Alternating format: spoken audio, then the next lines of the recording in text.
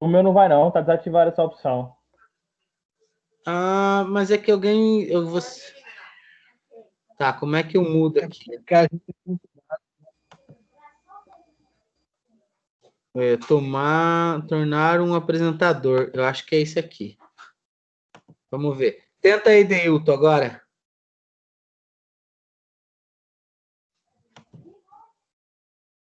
acho que não aparece a opção, não. Então vai Eu ficar acho para que mim. Mas o que vocês têm que me lembrar, então? Vocês têm que me lembrar que tá no meu CPF. Só fala assim que o professor vai saber onde está o vídeo. Tá bom? Beleza. Então, bora lá. Aqui, a aula de vocês de hoje já estava pronta. Valeu, professor. Ah, não. Essa é a aula de vocês de hoje. É essa aqui. Vamos lá, então. F5. Tá todo mundo olhando, né? Essa aula era para ser em agosto. A gente vai retomá-la. Então, eu tenho aqui um campo elétrico com distribuição contínua de carga. Gente, nós já conversamos um pouco sobre campo elétrico, né? Campo elétrico é uma área não material, né? Que possui as mesmas propriedades da eletricidade, né? Elétrica, as mesmas propriedades elétricas. Gente, a eletricidade, ela é elétrons livres.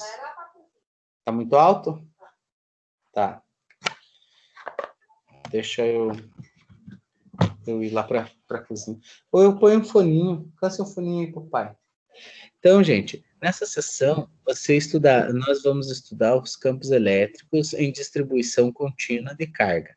E assim podemos compreender como calcular o campo elétrico em diversas distribuições de cargas, tais como as distribuições lineares e superficiais. Linear, gente, Estão me ouvindo? Sim. Tá bom o som? Tá bom? Tá. Então, linear, gente, é quando baixou um pouco, professor. E agora, melhorou? Melhorou. Então acho que é os fones, não sei.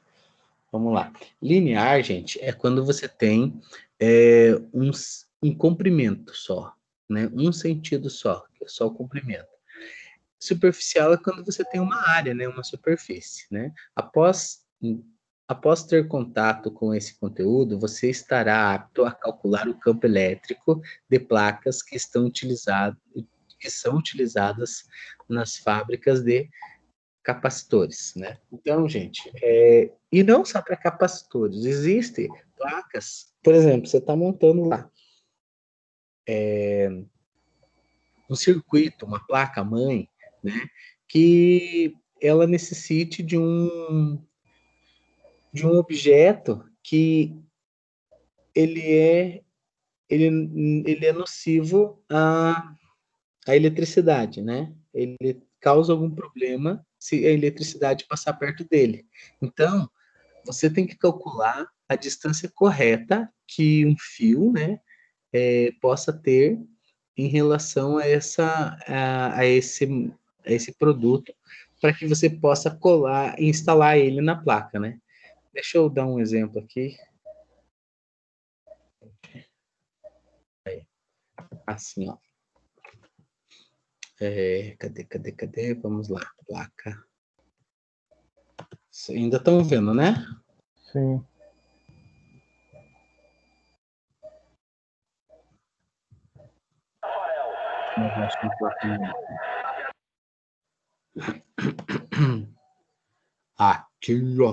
Aqui, né?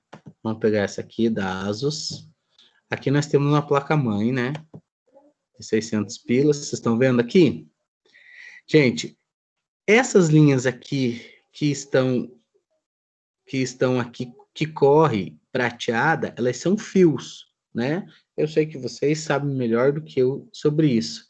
O que acontece? Esses fios, quando corre eletricidade, ela cria um campo elétrico, né? Então, se eu colocar uma peça Por exemplo, aqui está o nosso processador. Se eu colocar o processador muito perto desse aqui, a eletricidade, o campo elétrico, né, gerado por esse fio, vai danificar esse processador, correto? Então eu tenho que calcular a distância correta entre o fio e o processador para que não tenha problema no processador. Tudo bem? Conseguiram compreender melhor a ideia? Eu queria poder... Deixa eu ver se eu vou tentar fazer diferente. Vamos ver se eu consigo ver. Aqui.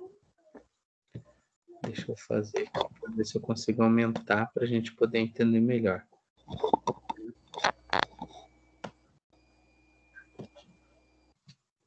Ctrl C.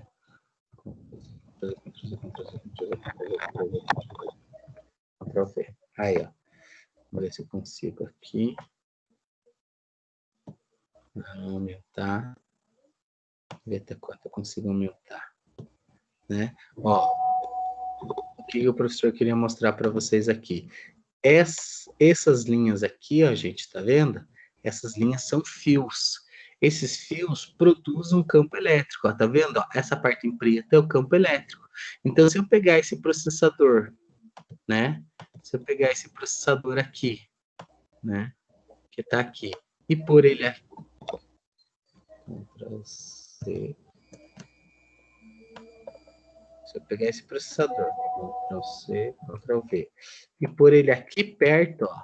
Se eu instalar ele aqui, ó, o que vai acontecer? Ele vai ser pego pelo campo elétrico criado por esse fio e vai danificar ele. Então, essa área aqui, que eu não consigo ver, né, que é uma área, eu preciso aprender a calcular. Todo mundo entendeu o que nós vamos calcular? Sim. Muito bem. Então, imagina, professor, então um fio elétrico, ele tem um campo elétrico? Tem. Não precisa você encostar no fio para tomar um choque. Se você chegar perto dele, você já toma choque, né? Principalmente esses da energia de fora, né, que estão nos postes, eles têm mais... Ué, tá todos os microfones ligados, esse barulho é meu? Foi mal meu aqui desligar. Ah, tá. Não, achei que estava tudo desligado. Então, gente, esses fios elétricos, né, que passam eletricidade direto, eles não têm uma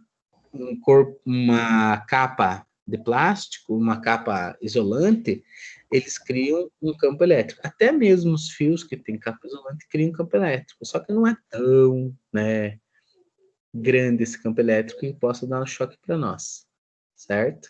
Então não sei se vocês já viram, alguém pode me ajudar aí, uma propaganda que diz assim que quando cai um fio na rua, não é para você se aproximar, porque você pode tomar um choque antes de chegar perto do fio. Vocês já ouviram essa propaganda? Já viram? É um desenho que passa da Coelba. Sabe não. Por quê? Porque ele cria um campo elétrico. Acho que eu já ouvi também. Deixa eu ver se eu acho aqui. Vamos ver. Se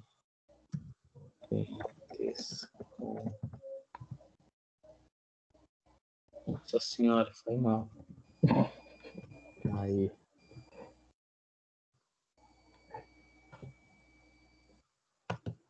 CD com eletricidade na rua. Eu sei que tem uns bem interessantes. Vídeos. Aqui. Deixa eu ver se eu acho um que é bem interessante. Tem um que o cara entra na água, ele já morre. Quem encostasse na água era eletrocutado. Tinha no Face.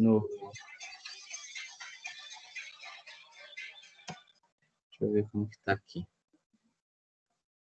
Aqui. Ó. estão vendo esse raio? Esse raio, ó, ele provoca. Isso é um campo magnético. Ó, tá vendo? Aqui a gente consegue ver porque ele é muito forte. Mas aqui todo. Não é isso, não.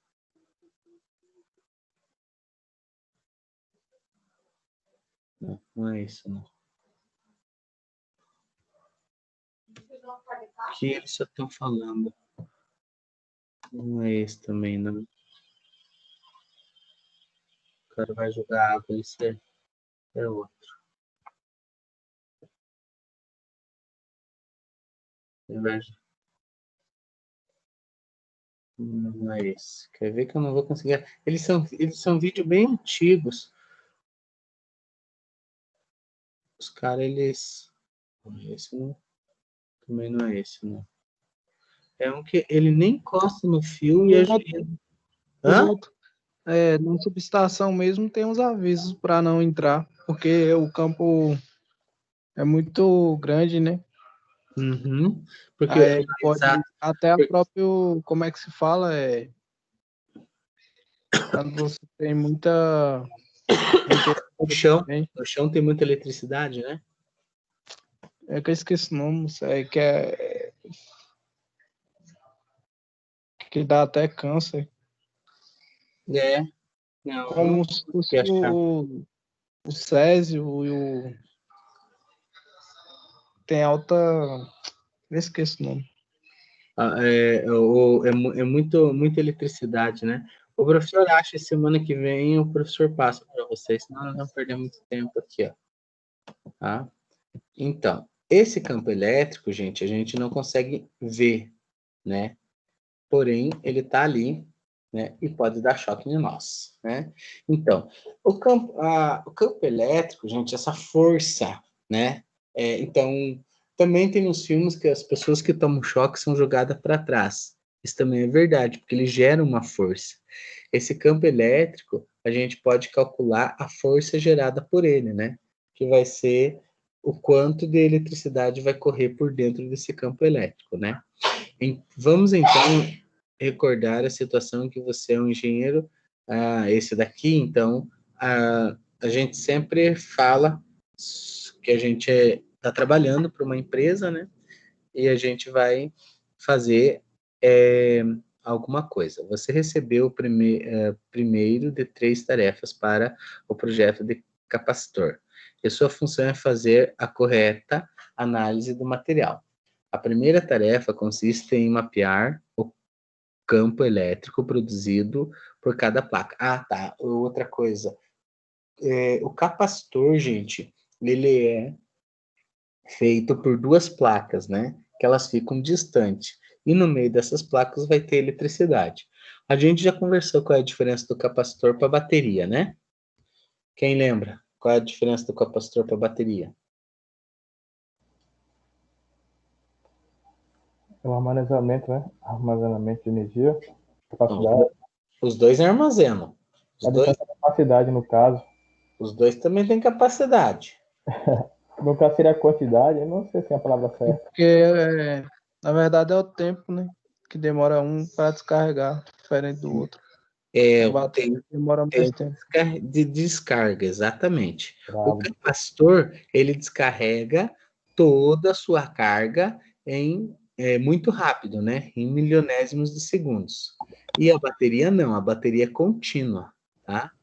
Então, para que serve o capacitor, professor? O capacitor é uma bateria normal, gente, tá? Ele carrega, ele armazena, tudo bonitinho. Qual é a diferença, então? A diferença, quando ele é acionado, ele descarrega toda a eletricidade que ele tem numa vez só. Por quê? Porque existem peças que, para funcionar, precisa de uma grande descarga de eletricidade, certo? O professor, semana passada, deu o exemplo para vocês das lâmpadas fluorescentes, lembram? As lâmpadas fluorescentes, para ela funcionar, ela precisa de uma grande descarga para fazer o gás dentro dela se movimentar. Então, antes da lâmpada, tem um capacitor branquinho, não sei se vocês já viram, que ele tem 2 pininhos na ponta. Já viram? Alguém já viu? Não. Eu nunca vi não, mas tem um exemplo também que são os motores. Precisa de um capacitor para dar a partida. Exatamente, também do motor, capacitor de lâmpada fosforescente. Esse aqui, ó. Ah, aqui, ó. Esse aqui, ó. Ali, ó. Esse é um capacitor. Olha a capacidade dele, né? Depois a gente vai dar uma olhada aí na. Esse aqui é de 127 a 220 volts, né? Ele vai funcionar com essa voltagem. Ele tem de 15 a 20 watts, mas tinha que ver as Faraday dele. Vamos ver se nós achamos aqui um que mostra o Faraday.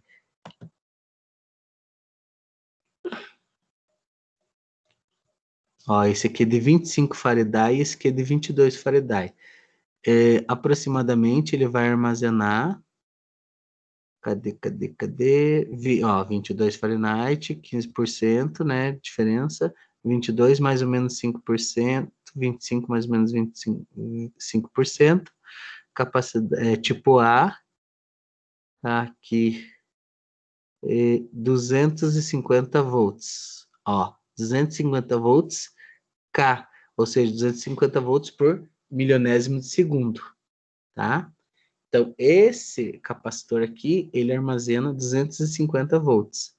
Esse aqui também, ó, 250, tá? Ele tem de 50 a 60 watts, né, de potência, e ele vai funcionar com 110 ou 220, né? Então, o que significa isso? Significa que a peça que vai ser posto logo em seguida dele, para acionar, precisa de 250 250 volts para funcionar, né? E aqui a gente tem diversos capacitores, né? Aí eu posso mostrar para vocês, esse aqui é o da lâmpada, né? Mas eu posso mostrar para vocês vários outros tipos de capacitor. Olha, aqui tem diversos tamanhos, né? Aqui. Gente, como que eu calculo o capacitor? Ó, 2.200 microfarad, certo? Porque a unidade de medida do capacitor é Faraday, ou seja, o quantos cúbicos ele suporta de eletricidade, tá? Mas mais ou menos, ó, ele vai atender 200 volts. Olha o tamanho desse capacitor para atender 200 volts, né? Então são os capacitores, claro, eles são pequenos e aguentam muito mais eletricidade. Porém, as baterias, elas são maiores, mas elas têm uma continuidade, né? Então, aquele armazenamento dela vai durar muito mais, certo? E olha esse aqui, vocês verem, ó, é só 63 volts. Esse aqui é 25. Aqui nós temos outros, né? Com ó, 1K volts, né? Provavelmente 104 vai ser 3K volts, né? Então, tudo isso a gente tem que olhar. E esses também são capacitores. E a forma que eles são feitos é a mesma coisa, gente. O que a gente vê aqui é chamado de armadura. Então, do lado de cá tem uma placa e do lado de baixo tem outra placa. E no meio é um óleo, né, que deixa isolado essas placas e dentro não tem nada. Ele é vazio. Por quê? Porque ele precisa armazenar com eletricidade, certo? Tem outros, né, de vários modelos e tipos. Se nós estivéssemos lá no laboratório, nós ia explodir um deles. Esses daqui eu tenho um monte para explodir. Você coloca na tomada, ele faz buf, é massa, né? Desses daqui é bom a gente dar um choquinho nas pessoas. Mentira, 300 volts, o que eu tenho lá. Mas vocês conseguem ver a descarga dele quando você encosta um fio no outro, tá? É bem legal. Aqui é o exemplo que o professor mostra. Aqui, esse aqui é o símbolo do capacitor, né? E eu tinha acabado de ver aqui. Capacitor, aqui, ó. Ele é assim, certo? Então, aqui vem essa estrutura que a gente vê, que é chamada de armadura, né? E vem um líquido para não deixar a eletricidade escapar. Um fluido que é isolante, tá? E aqui no meio não tem nada realmente. Tudo bem? Alguma dúvida? E aí você pode ver diversos tipos de capacitores, né? E eles... O tamanho, gente, às vezes impressiona. Olha o tamanho desse e olha quantos volts ele é. Ele é 250 volts pelo tamanho, né? Então, o tamanho impressiona, certo? Vamos lá, continuando. Não vamos sair do primeiro hoje. Aí, aqui ele diz que cada placa é de 1 centímetro, 2 centímetros, 3 centímetros, respectivamente, 4,3, 8,7 e 6,1, né? E aqui nós temos a fórmula da força, né? Então, qual é a fórmula da força? Para que haja uma força, precisa de uma quantidade de eletricidade, quantidade de elétrons, perdão. Quantidade de elétrons, eu acho que vocês já viram, né? Que é o E vezes N, né? O Q é igual a E vezes N. Acho que vocês viram lá em física elétrica, né? Vocês lembram disso? Muito bem.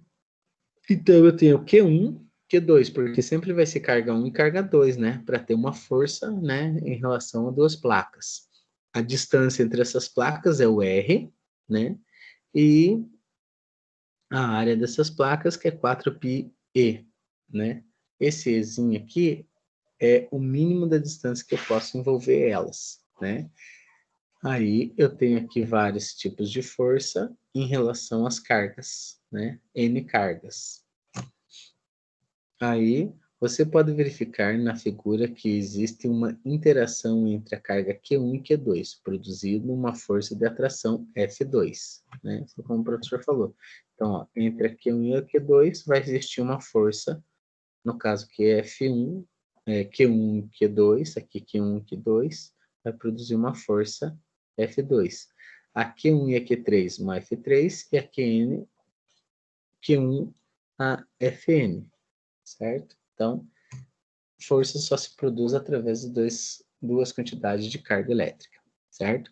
Produzindo uma força de atração F2. Da mesma forma, existe uma interação entre as cargas Q1 e Q3 também produzindo, né, essa força. Se eu somar essas forças, eu vou ter a força total entre as partículas. De fato, a força resultante em uma carga posicionada nas proximidades de um conjunto de cargas seguirá o princípio da superposição, ou seja, será a soma das interações de todas as cargas desse conjunto agindo sobre a carga. Agora, considere uma distribuição contínua de carga, ou seja, um corpo composto de amontoados de partículas ou elementos infinitesimais de cargas que são tratadas como cargas individuais interligadas entre si. Dessa forma, em vez de ser tratado a carga que de cada um dos elementos infinitesimais de carga será usado o elemento de Q, definido pela densidade da carga de distribuição contínua. Ou seja, em vez de eu ficar pegando Q1, Q2, Q3, Q4, eu vou pegar um dQ, né, derivada de Q, para unir todas essas cargas. As atribuições contínuas da carga podem ser categorizada como linear, superficial ou volumétrica, né? Ou seja, pode ser linear, a de área, ou tridimensional, que é a volumétrica, né? Volume, dependendo de como os elementos infinitesimais da carga se apresentam. A diferença entre tipo de distribuição está em distribuições de cargas apresentadas no plano do cartesiano. No plano de coordenadas, né? Plano cartesiano. Da figura 1.2, é apresentado um plano de coordenadas x, y, z. Em uma distribuição linear da carga, os elementos infinitesimais de cargas estão distribuídos em apenas um dos eixos. Na figura encontra-se uma distribuição linear e uniforme de carga em um infinito que pode ser posicionado ao longo do eixo X, né? Como o professor falou. Então, em vez de eu ficar somando aqui, Q1, Q2, Q3, Q4, Q5, eu vou pegar um dQ, derivada de Q, por um comprimento, que é o dL, derivada do comprimento, que é L, certo? E eu vou calcular isso, que vai me dar a resultância de todas as formas, né? Por ser derivada. A densidade linear da carga é definida pela quantidade de carga que existe em um certo comprimento linear, como o professor falou, né? Como eu vou pegar dQ dividido por dL, dL é o comprimento. Nesse caso, para cada elemento infinitesimal de carga dQ, pode-se associar um elemento infinitesimal do comprimento dL. Logo, a densidade linear da carga é dada por, né, lambda igual a dQ dividido por dL. Supondo que distribuição uniforme das cargas linear em um fio de comprimento L de uma amontoados de cargas Q, pode-se definir a densidade da carga como, né, lambda igual a Q dividido por L. Em uma distribuição superficial de carga, a distribuição de carga se encontra em um plano. Então, considera-se dois dos eixos do sistema de coordenadas. Por exemplo, imagine que uma distribuição uniforme de carga é encontrada sobre um plano infinito, definido pelo eixo x e y. Como seria a densidade da carga nesse caso, né? Então, a carga ela seria espalhada através de uma superfície, né?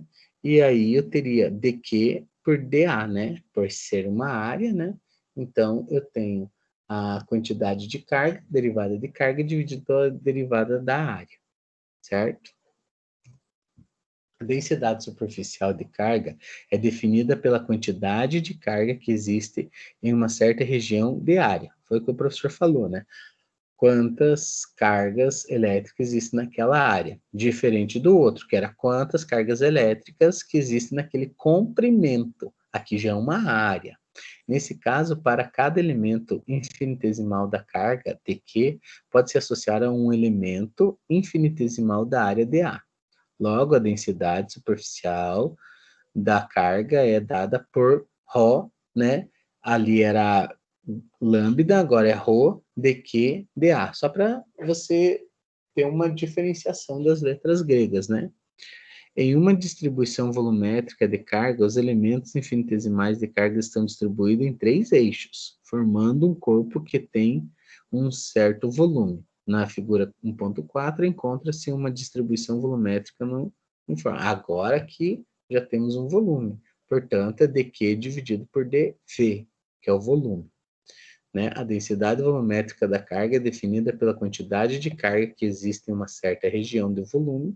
Neste caso, para cada elemento infinitesimal da carga dQ, pode-se associar um elemento infinitesimal do volume dV. Logo, a densidade do volume, né, da carga é dada por... não é π, eu esqueci o nome desse, mas vamos chamar de P. dQ dividido... Errou? E esse aqui? Então errei. Para mim que esse era o ρ. Esse é o sigma. Ah, esse é o sigma 6 e esse é o ρ. Isso aí.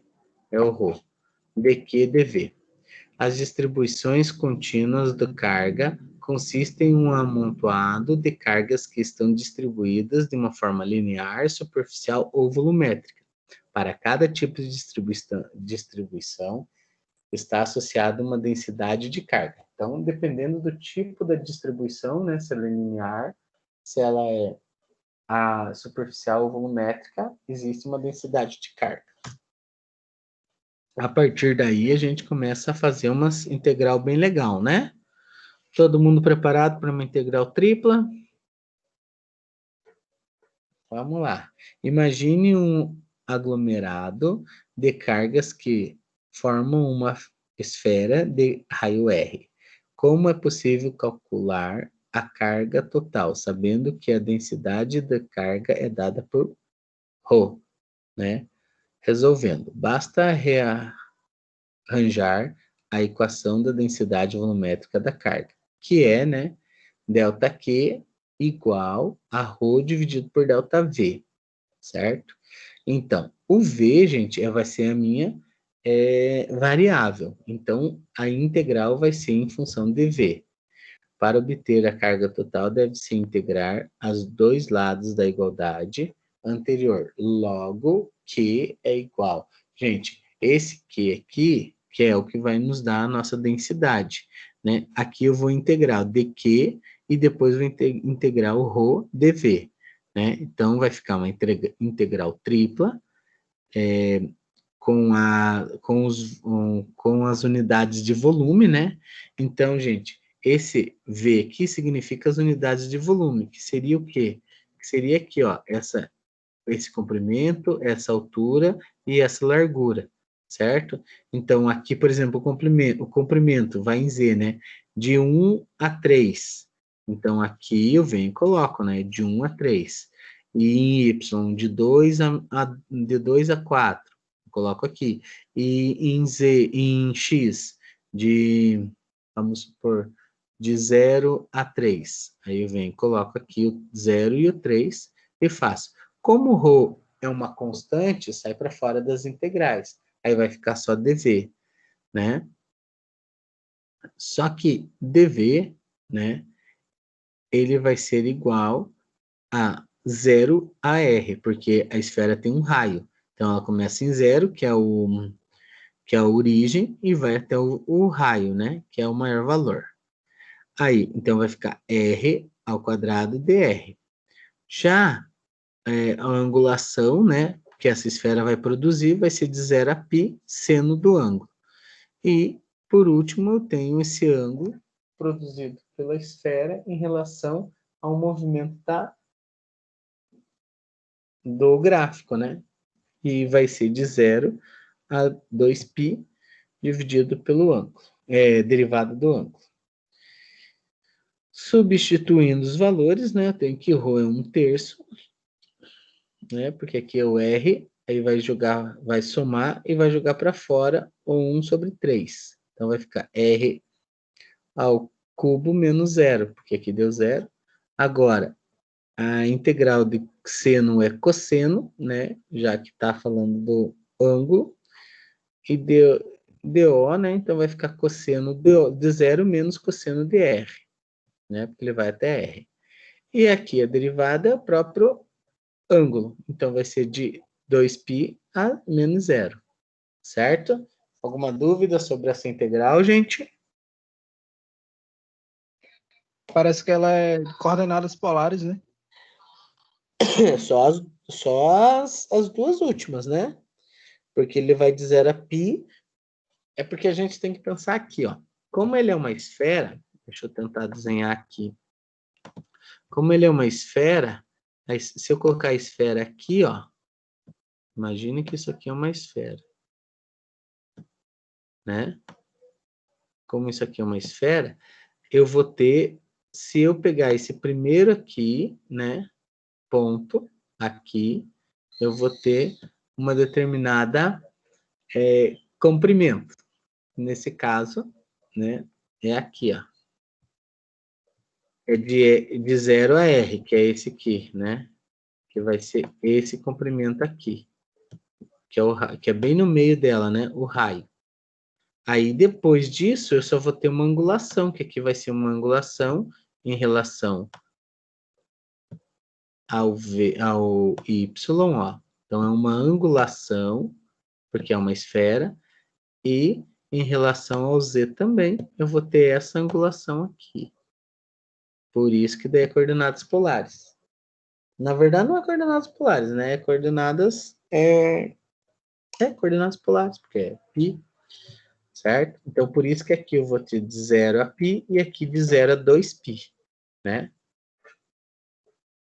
E daí é só substituir.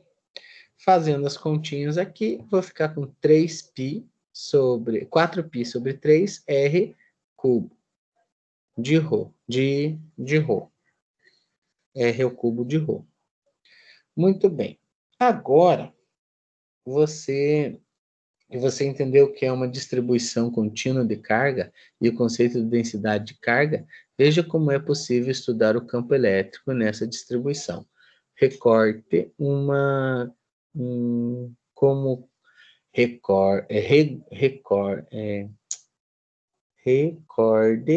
para você recordar, né? Como é o cálculo do campo elétrico de uma carga pontual.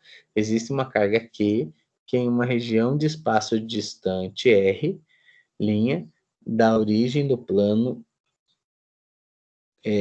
tem as coordenadas x, y, z, o campo elétrico em um ponto P, localizado a uma distância R2 da origem, conforme a figura 1.15, será dada por. Então, aqui, gente, eu vou calcular a energia. E a energia, eu só preciso de uma quantidade elétrica. Lá na força, eu preciso da Q1 e Q2. Aqui é só 1. Mas o resto da fórmula é exatamente igual. R ao quadrado, né? Rzinho, que é a origem, 4π epsilon, né? Que seria mais ou menos aqui, o deslocamento. Então, o deslocamento provoca uma origem. Então, é R2 menos R1 que dá o meu R, certo? Você notou que a equação do campo elétrico no ponto P independe da existência de uma carga? Como você explica isso? Pode-se concluir que o campo elétrico de carga distribuída será uma superposição do campo gerado por cada um dos elementos infinitesimais de carga. O princípio da superposição também vale aqui, ou seja, o princípio da soma lá, a primeira que a gente viu. Dessa forma, analisa-se a figura 1.6, que mostra o ponto P localizado em uma certa distância R, né, raio, de um elemento infinitesimal de carga de Q. Nesse caso, um campo elétrico DE existirá no ponto P, que pode ser calculado de forma que DE é igual, né? 1 dividido por 4 π epsilon, dq dividido por r ao quadrado vezes r. Aqui é a distância, aqui é o ponto em comum e ainda tem mais um ED. Seguindo o princípio de superposição, o campo total será dado pela integral de ED. Né? Então, se eu integro ED, né, quem vai ficar na segunda parte, que não vai ser constante, é o R. Né? Então, tudo que está aqui eu posso passar para fora. Vai ficar o dq, né? Não vai ficar o R, vai ficar o dq, certo? Como carga uniforme distribuindo corretamente a um grande número de carga portiforme distribuída linearmente, superficialmente ou volumétrica. É possível expandir a equação do campo elétrico para esses três tipos de distribuição, pois cada uma deles tem um tipo de densidade de carga distribuída. Para a distribuição linear da carga, logo é possível desenvolver a equação do campo elétrico, sendo que o comprimento 1, né, corresponde à região carregada pelo fio, ou seja, um fio, né? Então, eu vou ter lambda dl, né, que eu troquei pelo lugar do dq, que eu isolei lá nas outras formas. Para a distribuição superficial do carga dq, é o sigma dA, que é a área, né? Logo, é possível desenvolver a equação do campo elétrico, sendo que a linha corresponde à região carregada da área, né? Então, eu vou ficar com sigma dA R ao quadrado. Para a distribuição volumétrica de carga de Q igual a ρ dV, logo nós temos, né, integral tripla de ρ dv sobre r ao quadrado.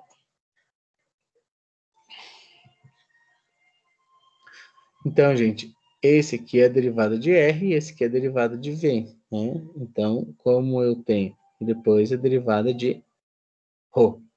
Então, eu tenho que fazer essas três derivadas, porque são três derivadas. Para ilustrar melhor e para que você entenda como calcular a integral, considere que você deseja obter um campo elétrico por um ponto P a uma distância R de um condutor infinito carregado, conforme mostra a figura, né? Então, eu tenho aqui, ele está carregado, tem a positivo e negativo, aqui eu tenho o ponto P, que está a uma distância R, nesse caso que ele colocou D, dos raios R, né? E eu tenho uma energia gerada por ele.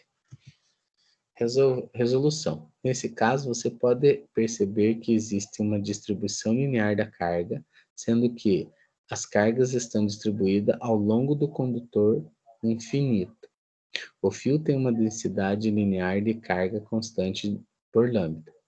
Você pode verificar que é possível traçar um eixo vertical Y ao longo desse fio, e também eixo horizontal X, perpendicular ao eixo Y na linha da distância D entre o fio e o ponto P, para uma parcela infinitesimal do comprimento DY, localizada em uma distância Y, da origem do plano determinado pelo eixo X e Y. Tem-se o campo ED, né, Y1, enquanto que para uma parcela infinitesimal do mesmo comprimento DY, localizada em uma distância menos Y, que é o caso aqui, ó, né? Eu tenho essa parte aqui e tenho essa parte aqui, né? DY1, DY2, aí eu tenho que definir essa parte da origem do plano deste ED2, né? Aí eu tenho, considerando que a mesma quantidade infinitesimal da carga está localizada em DY nos dois extremos, pode-se afirmar que dy é igual a dy2. A partir disso, é possível verificar que a projeção vertical de dy1 tem mesmo módulo e sentido oposto à projeção do vertical do edy2. Então, o resultado dos campos dessa parte, duas parcelas infinitesimais, somente será diferente de zero, ou eixo horizontal x. Assim, é possível escrever uma distribuição linear de carga. Então, eu tenho que E é igual a integral de DE, que é igual a DE cosseno do alfa, que é igual a 1 sobre 4 πe é igual a dQr cosseno de A, né? De menos infinito a mais infinito. O dq eu posso trocar, como é um comprimento, eu posso trocar por lambda dy, né? E a mesma coisa eu faria, né, se fosse para a área, né, e para o volume. Mas nesse caso aqui, ele resolver, né? Então, eu tenho que y é igual a tangente do ângulo D. dy é igual a d cosseno de alfa, dA.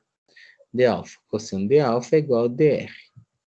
Aí agora eu venho e substituo aqui, menos 9,90, cosseno ao quadrado de A, d ao quadrado, cosseno ao quadrado, vezes 1, né? Vezes d, vezes cosseno, vezes d alfa x. Isso vai ser igual, né? Então, o ezinho eu já tirei, aí vai ficar lambda 4πe cosseno de dA, né? Cosseno de dA. O que que eu fiz aqui? Aqui, ó, cosseno eu corto, cosseno eu corto. Aqui, d ao quadrado eu corto com d, sobrou o quê? Cosseno de d alfa dividido por d, x, né? Então, eu cortei tudo isso e sobrou essa parte aqui. Resolvendo a integral, obtemos. Então, se eu resolver aqui a integral, né? O D é uma constante de alfa. O x é uma constante, passa para o lado. O cosseno fica seno. O D também passa, né? Se eu fizer aqui B, derivada de D de alfa, vai ficar alfa, né? Alfa 90 menos 90 vai ficar zero, né? Aqui, cosseno é seno, de D é constante. Eu só vou substituir os cossenos, que virou seno menos seno de menos 90, né? Aí, aqui vai ficar cosseno de 90 é 1, seno de 90 é 1, seno de menos 90 é menos 1, o menos dá mais, fica 1, vezes alfa. Então, aqui ficou 1, alfa, lambda dividido por 2. Ah, não, aqui ficou 1, né? Aqui ficou 1, aqui ficou menos 1. Menos 1 vai dar 2. Ah, aqui ficou 2. Esse 2 corta com esse 4, fico com 2. Aí eu tenho a resposta que é lambda 2π dx. Certo? Aqui, livros para vocês darem uma olhada, e Física Geral 3, né? Vocês já viram. Os vídeos a seguir mostram uma aula do professor Luiz Marcos, né, da Unicamp. Aí, continuando. Nessa unidade, você estava em um lugar do engenheiro que tinha que provar as placas, né, de 1, 2 e 3 centímetros, cuja as cargas, né, densidade das cargas era de 4,3, 8,7 e 6,1, respectivamente. É necessário que o campo elétrico seja o maior possível dessas condições. Aqui, para que você avance do projeto, é necessário compreender a situação, incluindo as placas de coordenadas x, y, z. Então, aqui eu tenho o principal, aqui eu tenho os raios, o comprimento, né? E o ângulo. O Z está lá em cima. Tomando uma quantidade infinitesimal de dois lados opostos desse anel, tem-se dois campos DI1 e DE2, que têm módulos iguais.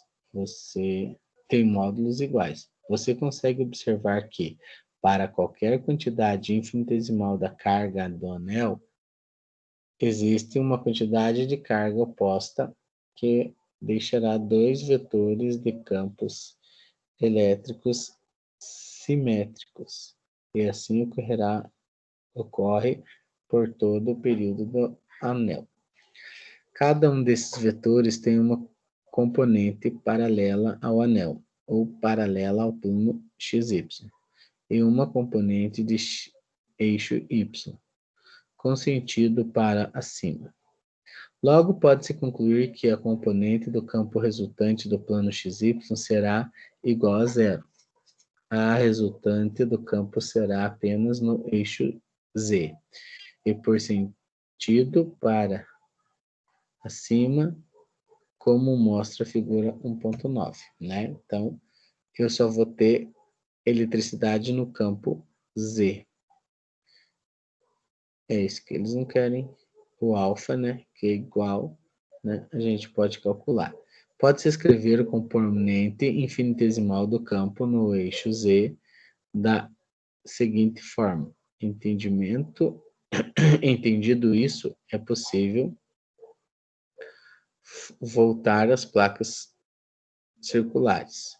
Na figura 1.10 é mostrado um disco carregado com densidade de carga superior.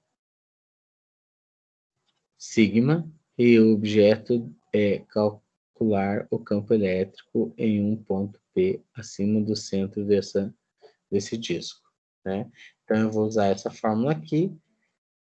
dE de Z é igual a dE cosseno de alfa. Então, aqui eu tenho a verificação de um disco carregado e uma superfície de vários anéis carregados. Dessa forma, para o disco apenas haverá a resultado de Y, quanto para então é possível escrever, né? Então, também então é possível escrever. Se o dE é igual a dE cosseno de AZ, né? Eu tenho que dE é igual a dQ sobre B ao quadrado.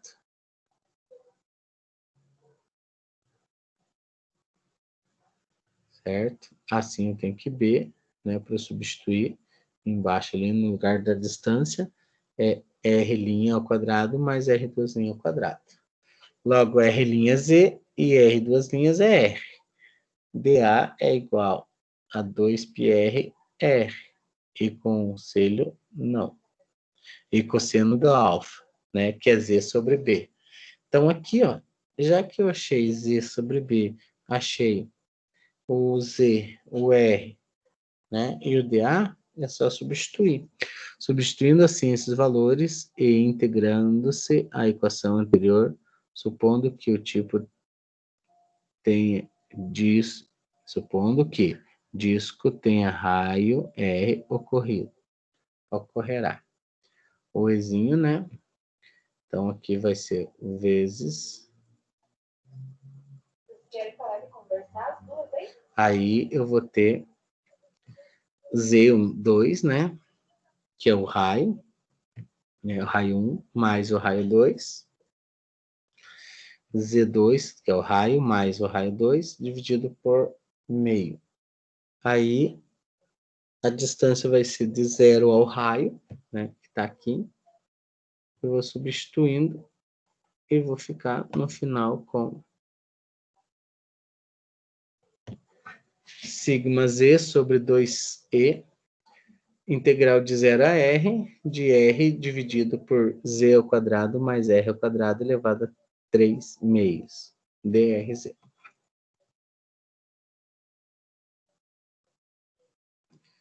Note que o campo elétrico, nesse caso, independe do raio e a distância da placa.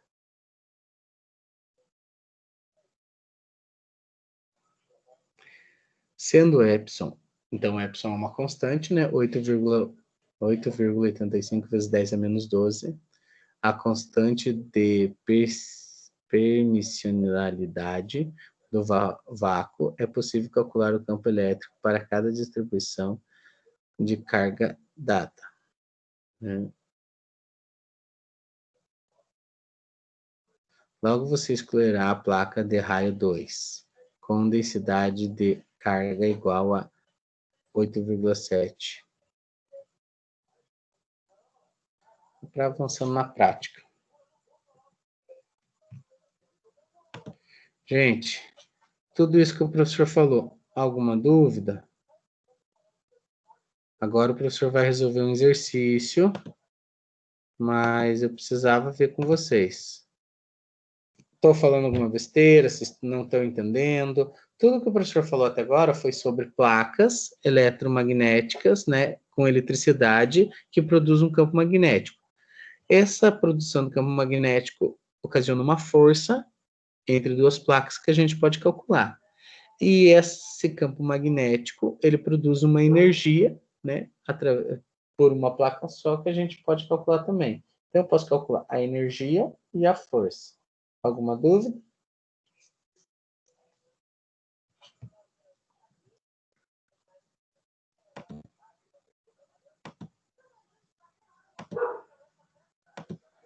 Muito bem.